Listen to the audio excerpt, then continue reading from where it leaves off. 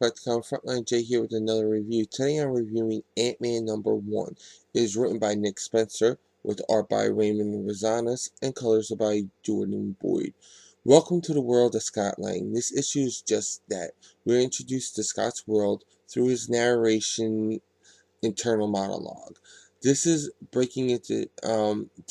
starts off with him breaking into Stark Industries, using his ants, of course.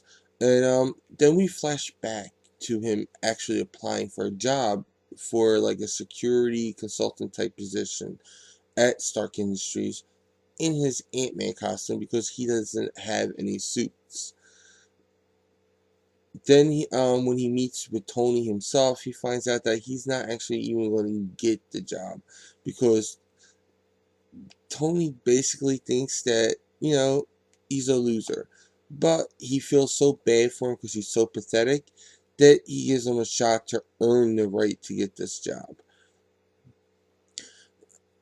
Scott winds up at his daughter's school and he walks her home, where they talk, and then her mom, Scott's ex-wife, comes out and she basically tells him again he's a loser. Scott goes home to this dump of an apartment where it looks like he sleeps on a cardboard box. Scott goes to try to get out and get this job, and he sees that Prodigy from Academy X is there, Victor Mancha from Runaways is there, and the new female Beetle from Superior Foes of Spider-Man is also there, and they're also going out for this job. So they have to go through an obstacle course, then punch in a security code. Scott fakes being sick so he can get out of it and postpone it for a day, which brings us back to the very beginning of this issue with Scott breaking in. Just as he's downloading the password for this program, Iron Man and Beetle come in, start taking off each other's clothes, about to have sex. Scott opens up the program and see if it's okay, and alarm goes off because Scott has actually won the job and the apartment.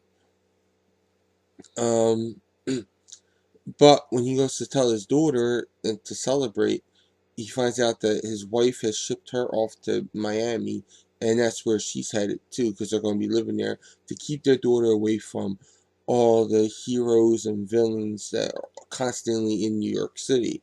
Which I don't understand why more people in New York doesn't say, hey, constantly being attacked by, all these villains. Let's lead the city. But they all say. At the end, he goes to Miami to be with his daughter, sacrificing everything, including his job. He buys a toy playset, kind of you see in like a dollhouse, a plastic one that you see in dollhouses, of an Iron Man skyrise apartment, where he and Cassie go into the box, into the playset, shrunken down, and watch his unshrunken phone as a big screen TV.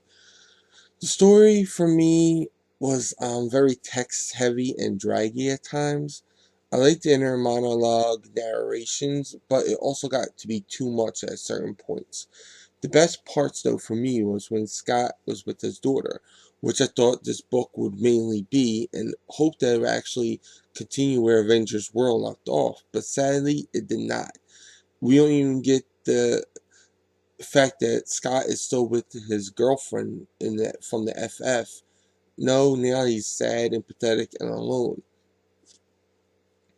He's this loser in a loser apartment, no girlfriend, no explanation how he got there or anything. They also alluded to the problems with Cassie, but never actually addressed them, that she was dead or that she was even a hero, and apparently maybe not have her stature powers now, because the mother said that Scott couldn't shrink her down and never actually insinuated that she could do it herself. Which I think might be because she's been de-aged now, because the mother said that she was actually at a middle school and not a high school. And I know Cassie's the youngest of the young Avengers, but she was at least in high school. I felt very lost with Cassie, and I would have liked the story to have been more in their relationship and deal with her returning and all that. I felt like this was a different Scott almost, and a different casting in a way. But I did like their bond. That is the one thing that was on point in this issue. Tony Stark even seemed a little bit off to me. He wasn't pre-access Tony or post-access Superior Tony, but was more like some kind of combination of the two that didn't seem right to me. The story, though, was good and has potential, so I gave it 3.5 stars. The art was okay. There were times where it was really well done, then there were times where it slipped some, so while I did enjoy the art for the most part, I do give it 3.5 stars also. Overall, I enjoyed the potential of the series more than its actual issue. So the issue itself gets an overall rating of 3.5 stars. I recommend you pick it up just for the potential that I see in the series. Well, those are my thoughts. Now I want to know what yours are in the comments below. Also, like this video, subscribe to Comic Frontline, check out and subscribe to my channel, The Comic Book Theater. Check out Comic Frontline, the site, for all the latest previews, reviews, news, and interviews. For even more news on all things related to comics, comicrelated.com is your source for all your comic book needs with daily updates. And don't forget to like and follow me and Comic Frontline on Facebook, Twitter, and Google+.